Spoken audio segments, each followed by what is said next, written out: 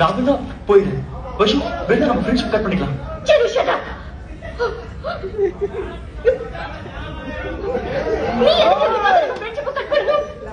நாம எதுக்காக கம்பெனி எடுத்து ஸ்டாப் பண்ணணும்? வேணா இவ போயிட்டு போறோம். உன் மனசுல இப்ப என்ன ஓடிட்டு இருக்கு தெரியுமா? நாங்க சொன்ன எதையுமே நீ நம்பல. நான் நினைச்சு இது உன் மாடல ஏதோ தப்பு பண்ணிட்டு இருந்தா நீ நினைக்கிற. பிராங்கா சொல்லணும்னா நான் ஜீனோட படுத்துட்டு தான் நினைக்கிறேன். படுத்துட்டு தான் இருந்த.